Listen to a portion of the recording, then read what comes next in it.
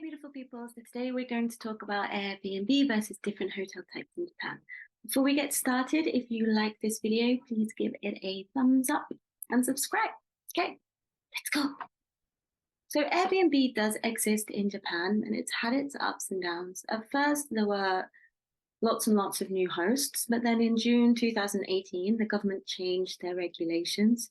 And so many hosts didn't meet those regulations. But since then, because it is a nice way to make some money, it has boomed back.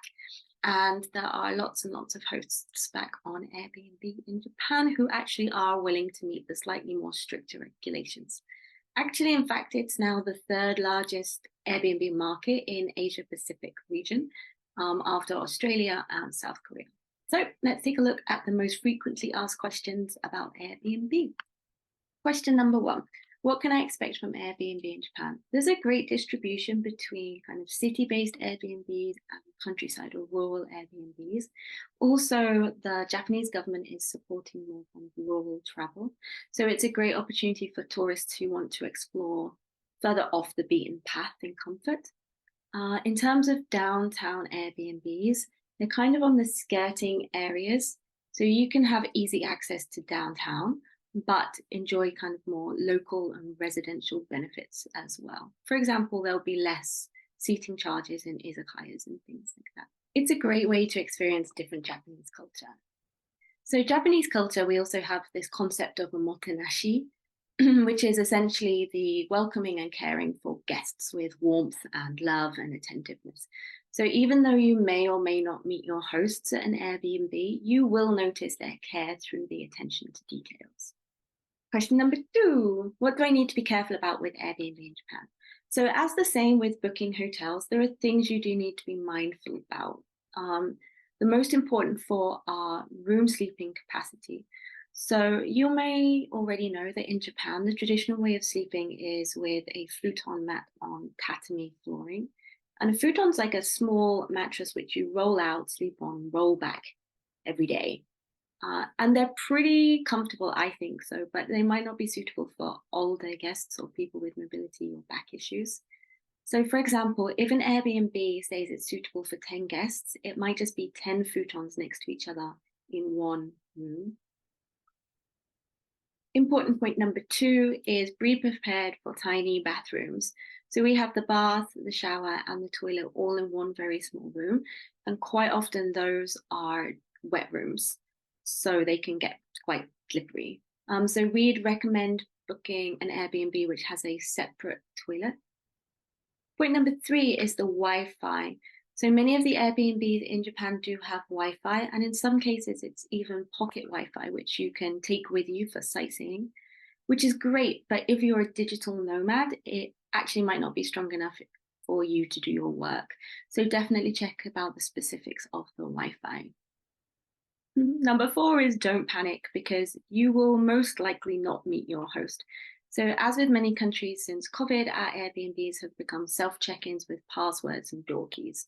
So don't panic if you can't speak any Japanese. Another question we've also heard a lot of is Japanese Airbnb a scam? So we've seen from and heard from many tourists worrying about whether it's a scam because the host is requesting personal information or copies of your passport before you check in. It is completely normal and it's not a scam. So you will need to register your passport, potentially take a photo, and give extra information such as your occupation before you check into your Airbnb property. Sometimes they might even ask you for a selfie, and it's just one of the regulations that the government has imposed on Airbnb hosts. But to be honest, even when you stay in a hotel in Japan, they will also look for your passport and register it in the same manner. So it's completely normal. Also remember that if your hosts email you in Japanese, you can just use Google Translate to identify what they want and send the appropriate information to them. So if you watched our last video, we also recommended downloading the Google Lens app. So I'll put a link to that video, the top 10 apps you need in Japan, below in the description. Okay, so that's Airbnb in a nutshell. If you have any questions, feel free to post them. And I guess now let's look at the different hotel types in Japan. So compared to other countries that I've lived in, I feel like Japan has more options in terms of hotel style accommodation. There's capsule hotels, business hotels, Western style hotels, robot hotels, love hotels, and ryokans. So let's start off with capsule hotels. The two most popular capsule hotels are called 9 Hours and First Cabin. And the good points of staying in a capsule hotel is that they're really, really well equipped and surprisingly comfortable, actually. It's also kind of quintessentially Japanese culture.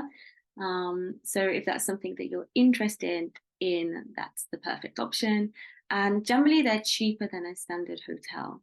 But I wouldn't recommend booking them for more than 2 nights, or if you're in a large group of people, or a couple, actually, because they're split by gender. So if you're in a different sex couple, you'd be in different rooms, essentially.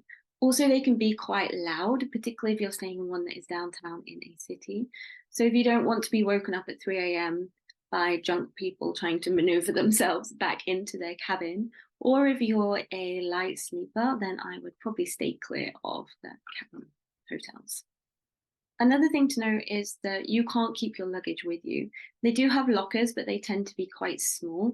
So if you have one of those really big dolly trolleys or luggage cases, then it won't fit in the locker. If you're traveling light with a backpack, then you should be fine. And that brings us perfectly onto our next hotel choice, which is the business hotels. So this is the cheapest kind of hotel that we have, and popular chains include APA, Super Hotel, and Dormy Inn. And in my opinion, I feel like business hotels actually offer the best value for money because you can pretty much find one anywhere. The prices are good. They have single rooms, so that if you're traveling solo, they're a great option. And they do have some extra amenities. The thing that's worth noting is that the rooms aren't full sized, so you can't do any hula hooping or anything in there. There's literally just enough space to walk around your bed. Another great point is that the business hotels often have public baths, which is a great plus. For negatives, I think the smell, because they have smoking rooms, and also the lack of extra amenities in your room itself. So they're kind of less likely to also have on-site eateries. So I would recommend booking one that's near a supermarket or a convenience store. Finally, because they're business hotels, they're catered towards Japanese people. So if you're booking one that's in a smaller town or city, they might not have any English speaking staff.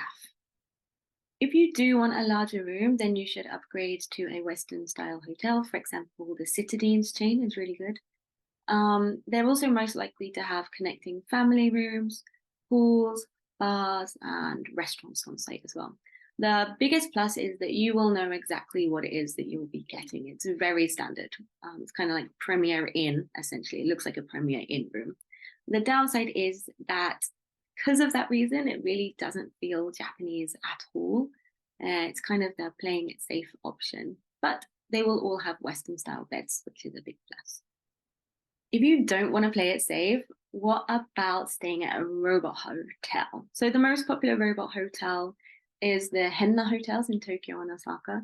And I'm sure you've all seen the viral video that happened a few years ago where there were robot dinosaurs as the check-in staff. That is Henna Hotel. So I guess the biggest plus is that actually they don't charge much more in terms of the cost of the room, despite the kind of fun gimmicks that you can get along with it. And they're also designed for tourists, so the locations are really good. Downside would be is that you can't get much customer support from a dinosaur robot. So if you have questions or if something goes wrong, you're kind of left to your own devices. So next on our list are love hotels. And love hotels are infamous in Japan. They're like the cornerstone of dating, essentially, in Japan. Because Japanese walls are extremely thin and like everybody can hear everything. So in order to avoid the kind of awkward greetings the next day, people tend to go to a love hotel for evening entertainment. And personally, I absolutely love them. They are so much fun. And I apologize if that's an overshare. But I just think they're great value. The themes are really interesting and they're full of like extra amenities as well. Also, the rooms are generally much bigger, even than the Western rooms. And they're cheap. There's lots of great choices. and the locations are excellent because they're normally all downtown. Some even offer breakfast, so you can wake up the next morning, have a great breakfast, and go do sightseeing. Theme-wise, most of them do tend to have like a retro 1980s theme, and I stayed in one once that was like Las Vegas theme, so it even had like gambling machines in the room. It was completely ridiculous. I've also seen ones where there's like water slides or it's prison themed, for example. So essentially, whatever it is that you think would be funny, there is a love hotel for it. However, of course, there are negatives. One of the main negatives being that there are no windows. So it's kind of dark and dingy in that sense. Also, although there's soundproofing, that doesn't stop the sound of high heels clattering along the corridor at 3 a.m. in the morning. And there's smoking rooms, so there's probably the lingering scent of smoke in your room. I definitely wouldn't recommend staying for a week, but 1 or 2 nights as you travel around, it can be really fun and really insightful, regardless of who you're staying with. And I think it will give you a funny story or two, at the very least, to write home about. You can book them online at booking.com. They normally have adult next to them. Or if you are a bit more of a free person, you can just wander around and choose whichever one you like the look of in the evening time. They'll have like a rest charge, which is usually for like 1 or 2 hours, and an overnight charge. So it just depends on, what you want. So from love hotels, we're going to go on to the complete opposite side, which is ryokans. And the ryokans are the kind of traditional Japanese style inns, and that literally encompasses their whole entire culture of motenashi, which is the concept of excellent customer service. And ryokans are often found alongside hot springs. They are considerably more expensive than any of the other hotels on our list, but that's because the standard is extremely high. You're given much more in terms of amenities and a kind of personalized, tailored stay to make sure that you have the best time. Also, the meals are provided at a ryokan, and they're kaiseki style meals. And kaiseki is kind of the multi-course Japanese style food. And that by itself can easily set you back $100 plus in a restaurant, and it will be included in the price of your ryokan. The downside is that because it's so traditional, there are a lot of rules that must be adhered to.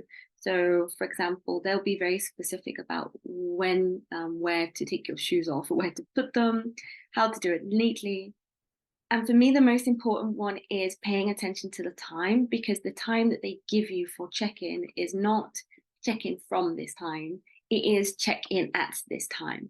So if they say check-in time 6 p.m., you need to be there at 6 p.m. because they have already started planning and probably cooking your meals, and they have staff that will be there to specifically meet you. The other thing to note is that the ryokans tend to charge per person and not per room. So many of them don't allow solo travelers. So just be careful of the pricing. Because children aren't the best at following rules, some also don't allow any children, and they can be strict about tattoos as well. So I highly recommend thoroughly researching the ryokan of your choice before you book, otherwise you might have a few issues at the end. So that's the end of our guide for this week. Did you find it useful? Which accommodation style do you think is best for you? Let us know in the comments below. And remember, if you are a woman traveling to Japan or live in Japan or work in Japan, then you should totally become a free member of She Loves Travel by subscribing on our website, which will also be linked below.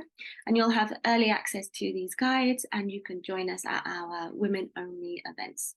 So that's it. Hope to see you all soon. Peace and love. Bye bye.